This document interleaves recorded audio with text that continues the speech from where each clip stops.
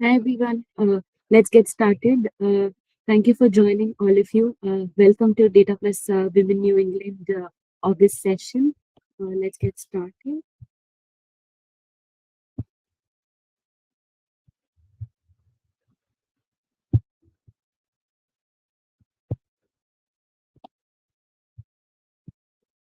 Can you all see my screen?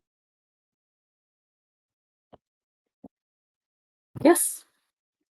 Um, Okay, today's agenda is we will have a quick introduction, and then Preethi will give us some tips on enhancing your visualizations, and then we have uh, Sara walking us through her data journey, and then we will do the most awaited thing, that is showcase the visualize her wish competition showcase, and then we will do the Q&A. Data Plus Women New England TUG was mainly established to empower and recognize women who are in the data career, and have them to recognize them and showcase them. And meet our leadership team. We have Karishma, that is me, Dawn, Sakshi, and Krishma as co-leads of Data Plus Women New England. And we have Dia, Madhuri, Hilary, Preethi, and Nyol as, on our advisory board. And then we have Preethi talking about the how to enhance. She'll be giving us some tips on uh, enhancing visualizations. Preeti is known for transforming complex data, and she has had over a million views for her current visualizations that she has done. Her achievements also include women in she has Viz Awards and Women in Analytics Data Visualization Award, and she's also a co-lead at Tableau Public she, at Tableau Public, and she's also co-leading Boston Tug, and she's a Tableau Public ambassador twice. And she's also on our advisory board at Data Plus Women New England. And I'll hand it over to Preeti to give us some tips on sharing how to enhance our visualizations. Thank you, Karishma, for that introduction. And as Karishma said, I'm today going to walk you through a few of the tips that I have learned over the years to enhance the data visualizations that I built, right? Because you can learn the tips and techniques through the training sessions or learning from other people of how to build charts, how to build a dashboard. But what I've found over the years is utilizing some UI techniques, these small four changes that you can bring to your data visualization, which will make a much more impact on how your data dashboards come across. So let me quickly share my screen of what I'm going to walk you through today. So I hope everybody can see the screen. Somebody give me a thumbs up. Okay, I got the nod. So there you go. So when it comes to creating dashboards and Tableau, since the options are so many, it can be time consuming and sometimes overwhelming. Like you have the colors to choose, you have calculations, you have to figure out the filters. There's so much to sift through. But in my current session, what I'm going to walk you through is these four simple tips that are going to change your dashboard cleanup much better. The four tips I'm going to get you through in a second, but keep in mind how many of you have seen this dashboard whenever you have logged into Tableau for the first time. You must have experienced the Superstore dashboard, right? So that is the one on this top corner. So that is the before. We are going to utilize our tips and transform it into this dashboard. So the four UI design resources that I'm going to talk to you about is increasing your white space, using clear font hierarchy, defining distinct spaces within your dashboard, And finally, how you can streamline and smooth out your visual layout by just simplifying the dashboard. So let's come to the original dashboard that you all might have seen. This is based upon the Superstore data set that we have. It talks about, it has some key KPIs on the top. It has a prominent map that is showing you the profitability across, and it is divided into monthly sales by segment and monthly sales by category. And there are a set of filters that will help you play with this dashboard. Having created this dashboard, how many times have you encountered that you have created something very analytical, but you don't get the response at your workplace of people not utilizing it or clicking it? It could be that it is an overwhelming dashboard. So there are a few techniques that you can implement to simplify it in the way it looks. So the first thing that you want to do is white space. How many of you have typed into Google? So this is the Google's landing page of what you're trying to find, right? It is so simple and clear. Google is very clear about what it is trying to do. It has all the white space that tends to give you that this is the search button that where you are going to search for your important thing. So your eyes right away concentrate on this part. So this way, the white space is narrowing your focus on specific thing that is important. Having utilized that, so let's take our dashboard and add some white space. So right away, you see I've added this white space around the title, giving it a breathability option. I had shifted all those KPIs into a grouping. So there is this nice little grouping, but there is enough space between it so that there is some breathing that is happening.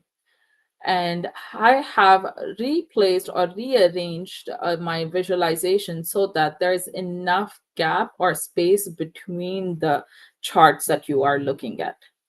So with this, now you can see you have created a section where the person's eye will concentrate right away on the thing that they are looking at. A key tip that I have for you is leverage the most viewed spot. Do you know that the top left-hand side corner of your web page is the key point where the human eye goes first, especially for the English readers, right? Because you read from left to right. That is the top corner. That is the real estate where you want your key information to be placed. So having a clear title with enough breathable space is what is catching the human eye. Cool. So you have now learned about how adding white space, adding a little bit of padding between your charts to that breathable option. The second thing that I would suggest is adding some font hierarchy. What does font hierarchy do? Font hierarchy will sort of create a sense of flow to help people focus on what are the areas that they need to look at. So in this example that I have up on your screen, you see this text. What are you looking at first? Your eye is not able to catch what is the place where it has to go and look at. But having implied font hierarchy in the size, giving weightage, adding the color to your title, now you right away know your eye goes to this point where you say, oh, I read this text first, then this text, and then the smaller text. So utilizing the same principle, let's bring that to our dashboard. So I hope you see what I did right away, right? The title has been increased in size and it is prominently like I have all capital letters up here. So it's right away catching your eye. Previously, the monthly sales by segment and by category was a long straight line without having that subtitle distinction. So now I have a subtitle that is bolded. I have this by segment and by category in a different font or a different sizing, so your eye catches the hierarchy of the font that you are looking at. The other key thing that I would suggest is, since you have these big KPIs, try and make them impactful KPIs. Have the KPIs in a bigger font so that, and the type and the subject about what this KPI is in a smaller font. So now you have created a visual hierarchy within the visualization. So this way you are now able to train the eye where it goes to, where it does it need to look at in the process. So far, are you all with me? 2 points, right? Add white spaces, create enough breathing room in your visualization, add font hierarchy. Font hierarchy can be implemented by using weightage, it could be used by color, and it could be done by having a distinct font. Okay, so the third point I have for you is to create defined spaces. Sometimes it is important that you define different spaces in your dashboard by simply adding a color background. So it sort of creates a grouping of what you are looking at. So as you can see in this viz, what I have done is on my left-hand side, I have created this KPI sort of a section where it is all in a background of darker white. But up here, my monthly sales segment is in a different font. Again, remember, this is the same dashboard, same layout, same sizing, but now this is becoming more impactful because the KPIs are grouped out in a defined cleared space. Their sizing is bigger, the font sizing is bigger. Up here, I have a different segment that my eye is trained to look at in a lighter format, a lighter background, and it is highlighting what I'm looking at, which is monthly sales by segment and by category. Having done all this, the last thing that I would suggest that you do with your dashboards is to simplify it. How do you simplify your dashboard? Previously, when I was looking at my dashboard, I didn't know what were the date ranges. I would have to look at the filter for what date ranges that I was looking at. What I did was I quickly automated and pulled that date range up here. So whenever you do a printout or create a PDF of your dashboard, as we are asked so many times, can I get a PDF copy of this? That is where the reader will right away know, oh, okay, so this is the data set that I'm looking from January 2017 to December 2019. The other thing that I did was using the chart type that makes most sense for your dashboard. I love the map that it comes with in Originality because it shows you where America is and it is the most recognized map. But I would implore you to explore this opportunity of creating a hex map instead or a tile map instead, because it sort of gives same weightage to each state. And having done that, your eye will right away know that which are the states that are not doing so great, because I've color coded this section of it. So yeah, these are the 4 simple UI tricks that I use in my day-to-day to make sure that the dashboards that I have created create a lasting impact and part the information that I'm trying to give it to my users. So I'll stop my share here. If anybody has any questions, please feel free to put them in chat. I'm more than happy to answer them. Thank you so much, Preeti. Those were definitely some useful tricks for us. Now, next up, we have knowing Sarah's journey. I'm handing over to Dawn. Dawn, please take the lead. Sure. Before we continue, I wanted to ask Preethi if that dashboard was on your Tableau Public profile. Can we find that great example there? Yes, Dawn, it is on my Tableau Public profile, but I will have to provide you with the link of it because it is in the hidden pages. So I'm more than happy to share it with the group, and I would love if you all can utilize it. Yep. I think you can put it on the chat. That will be useful for everybody to. Oh, I think Krishma already has. So awesome.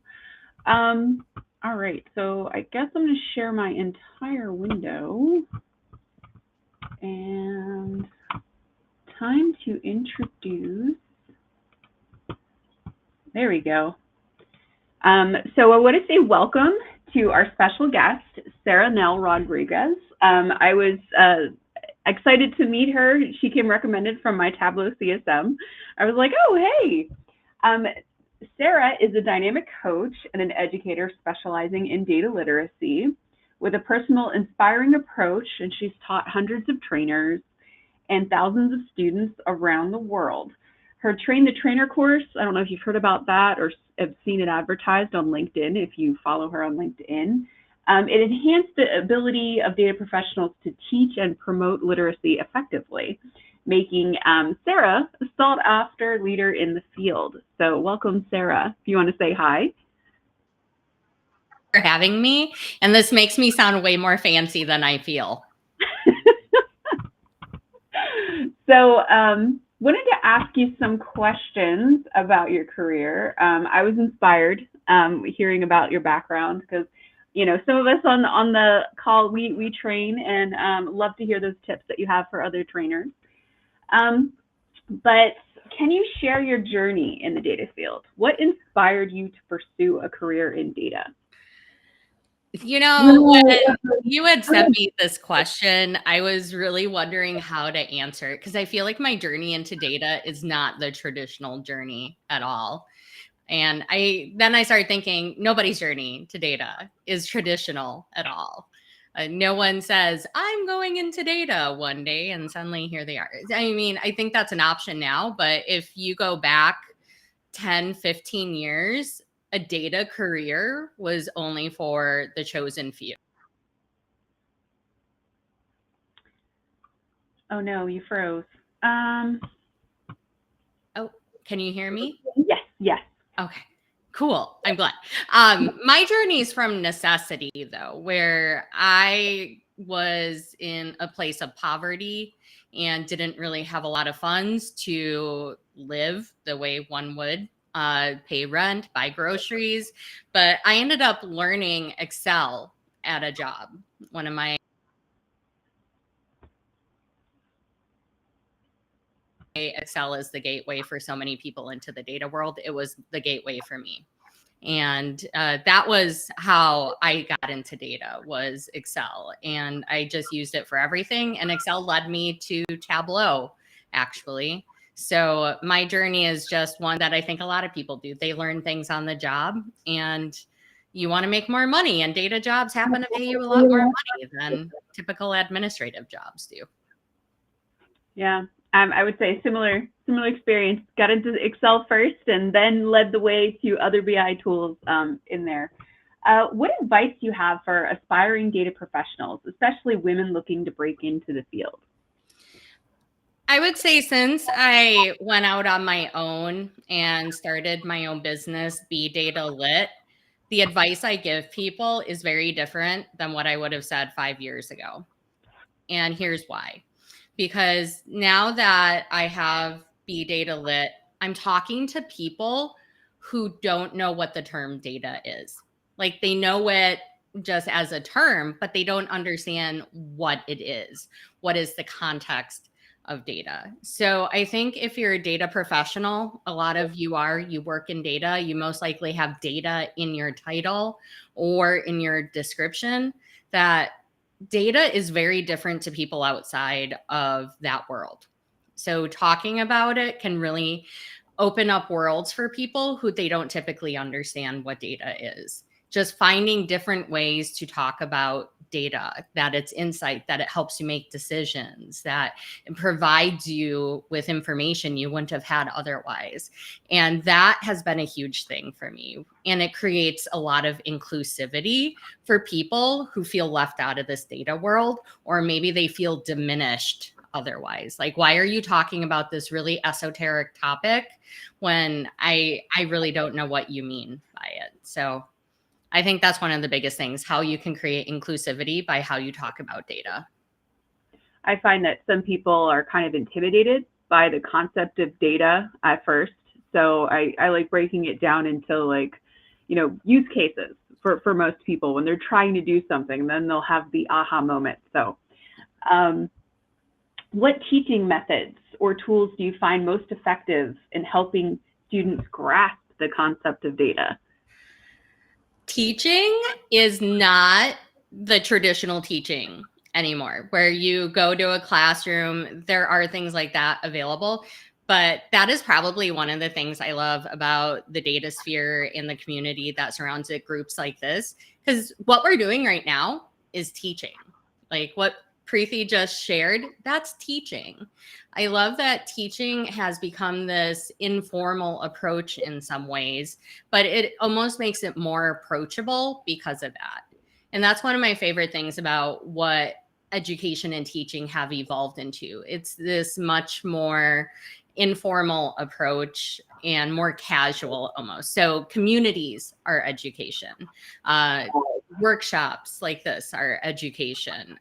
TikTok videos. I am a huge fan of TikTok because you learn so much in a short period of time. And it's because our attention spans are so short. So embrace some of these more casual approaches to education, and you're actually going to get much more attraction to your learning too. I've said the same thing. The short video clips like, TikTok, YouTube help with learning new concepts. So what's the best piece of career advice you've received, and how has it shaped your journey? I thought about this one for a long time too. I mean, I'm in my 40s, so I've had over 20 years of career advice, but the one that has stood out to me in the last 20 years, and it's been something I share with people, is go where you're wanted. And I think especially in careers, and right now, especially in 2024, the job market is weird. Like it's just straight up weird right now.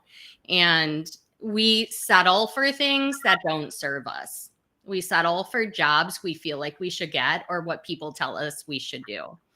And a lot of times those jobs, let's be honest, can be traumatic, especially being a woman in data. Like there is true trauma out there in some of the roles that we take, and really leaning into the go where you're wanted. And when you are, when people seek you out, when you feel appreciated, when you feel respected, when your voice resonates. And I don't think we should compromise on that as women either. And I would rather increase people's satisfaction in jobs because they set these really tight boundaries on going where they're wanted than going through a lot of the experiences women previously have had to go through. So in a sense, do you recommend kind of being able to forge your own path or speaking up for yourself when you find yourself in a role like that? Yeah. Okay. No, I totally do. I think it's one of the hardest things for women to do is to speak up for themselves and to advocate for themselves. And the thing I have found too is you have to be your cheerleader because a lot of times nobody else will be. So speaking up for yourself shows that you respect who you are, that you appreciate what you bring to a table, and if you're not in the right scenario either. So advocating for yourself, is this something I can live with if this happens? And a lot of times I've heard so many horror stories from women over the years, and so many of them say they wish they would have spoken up and left. So what would you think, and I know this is not one of the scripted, but you're making me think too. So what are some of the signs that you think that you are in a role that's not really a good fit, that you would think? Are you included? I might be. Are you included? Like if you notice that, if you're excluded from the conversation. Yeah. Are you brought to the table? Inclusion can be many different things when I say that though. Are you included to meetings you should be a part of? Are you included in conversations where you are a key stakeholder? Are you included in efforts that, again, you are a key stakeholder in? I think that is one of the more, I would say, passive ways that you can see some of these red flags show up is just that, am I where I need to be in this job? And are people bringing me to the table? But then from there, do people speak over you? Are they taking some of your ideas and saying they're your own? Do you feel you even have a path forward for skill development or even for a promotion? So I think there's a lot of these little microaggressions that can happen in the workplace. And it's really subtle, especially in that inclusion piece. And I think that also ties into speaking up for yourself. Like if you ever notice that you weren't included, because sometimes it may just happen, you know, like if you're in different locations too across the globe, you might not be just because you're not in that location. So I would say speak up for yourself is very important in that. Like have that conversation of like, hey, why wasn't I included? You know, those are all things that you can do. Very much. So yeah, I definitely echo that. If you could go back and give your younger self one piece of advice, what would it be? So much of what we're already talking about.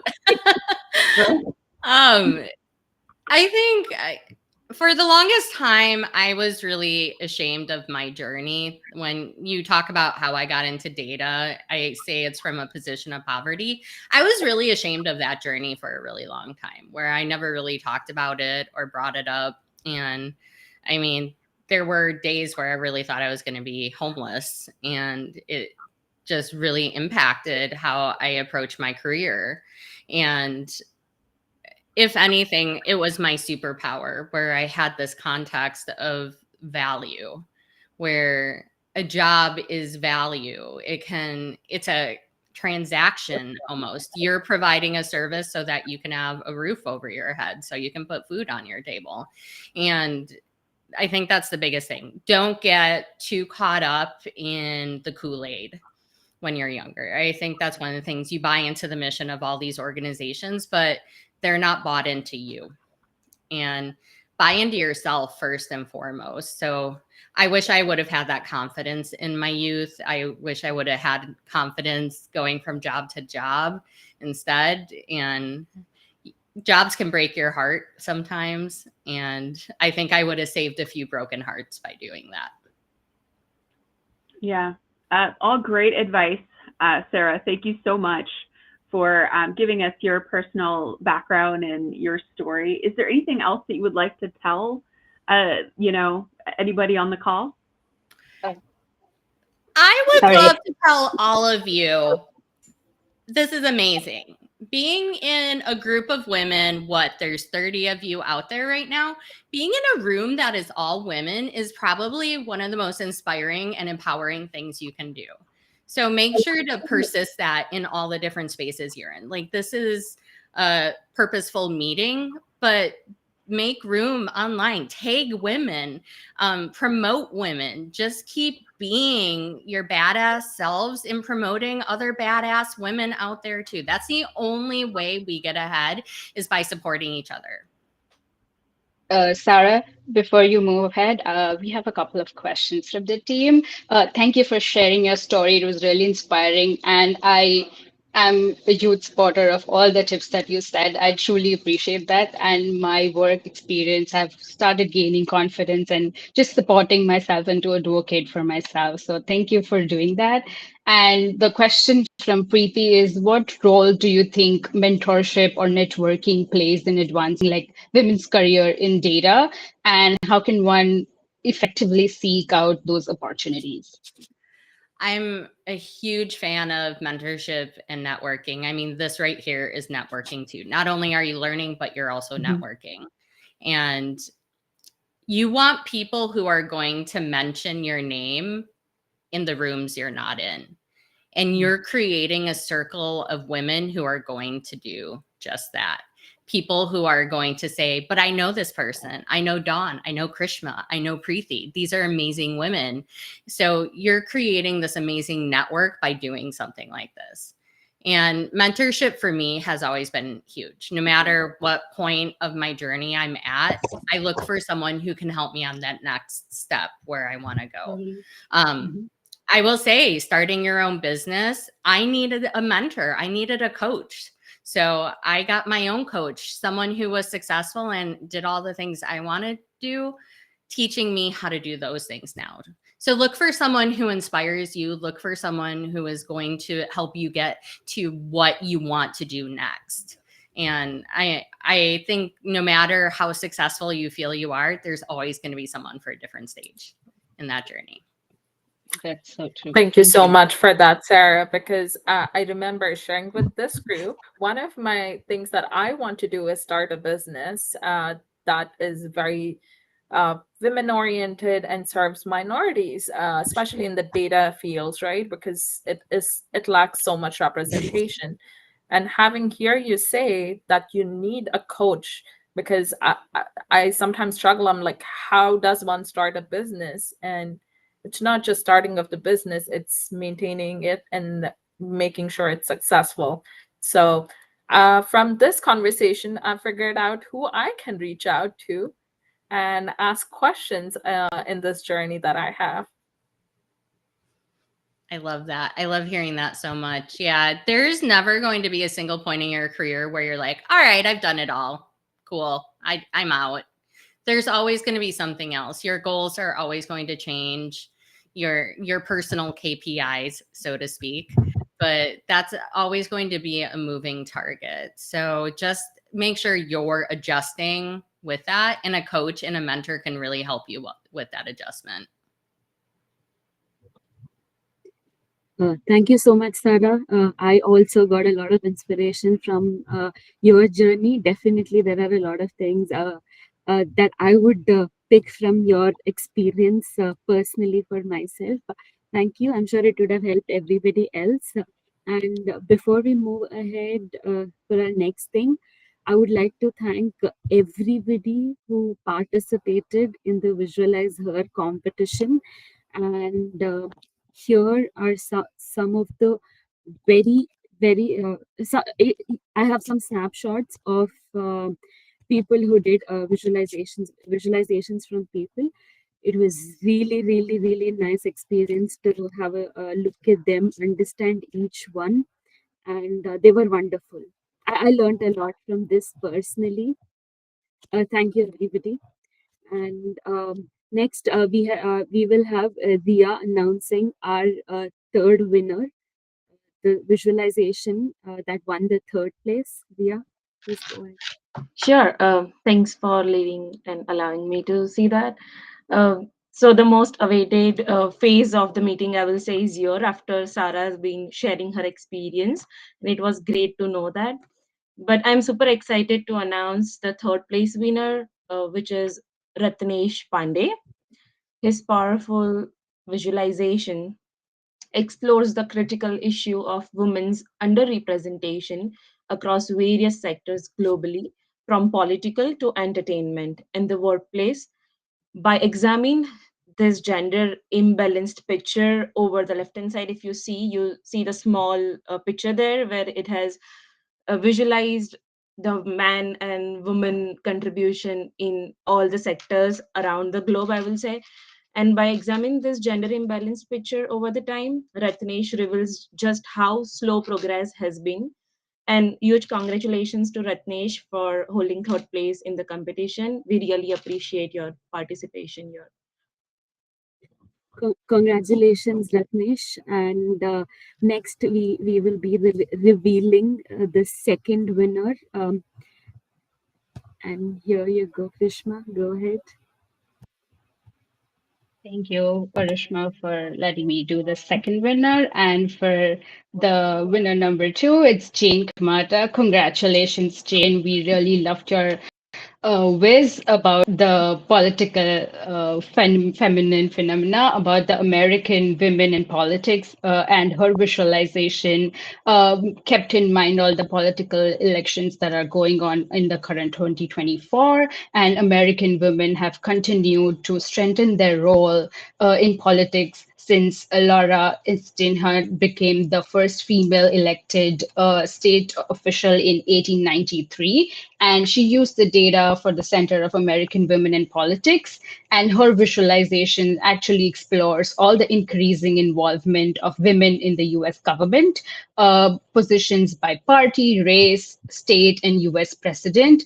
It was a great whiz, and the interactivity was just amazing. So I would share the link of the dashboard and the socials for all the winners here. And again, Jane, congratulations and thank you for participating. You just made a difference. So congratulations again. Congratulations, Jane. The most awaited one, the winner of the Visualize Her 2024 Viz Showcase is Ria. To do that, you're on mute. Sorry about that. So here we are with the first place holder and the most excited. Though everybody participated, did a great job as we see how all different perspective come into visualizations, how we see women have been participating everywhere around all the sectors. But this is the one which stands out both analytically and visually. So the one of the most thrilled to announce that the first place winner of our Tableau visualization competition, Visualize Her, is Heather Cox. Congratulations, Heather. Uh, Her visualization safety in numbers provides a detailed analysis of South Australian road accidents data, like a great data set, I will say, while visualizing whether the drivers, well, female and male drivers are more prone to get accidents on road, revealing the heightened injury risk for female drivers, risk not accounted by road conditions or accident frequency. Heather's work also highlights the critical gender data gap in crash testing, emphasizing how vehicle safety improvements often overlook the unique needs of female bodies. Congratulations, Heather, on selecting the most impactful data set and visualizing it to the most creative way and easy to understand. And I really appreciate everybody who participated in this competition, and we look forward for engaging participation in this visualizations. Thank you, everyone. Congratulations, Heather. Thank you so much. Congratulations to all the winners, Heather, Jane, and Ratnesh. You all can reach out to Dawn to know more about getting your swags. And that's all for today. Do you guys have any questions? I just want to congratulate Jane. She has joined us here today. So, Jane, I'm so excited for you. Congratulations on your second spot and joining us. And as previously said, it was a great experience to see such vast variety of people coming and participating in Visualize Her competition. And the competition is successful only because the people are participating in it, right? So we would love to keep the momentum going, and hopefully we will have some more information about when we are going to come back with this competition next time. Congratulations, Jane, again. Thank you so much for joining us today. Thank you, everybody.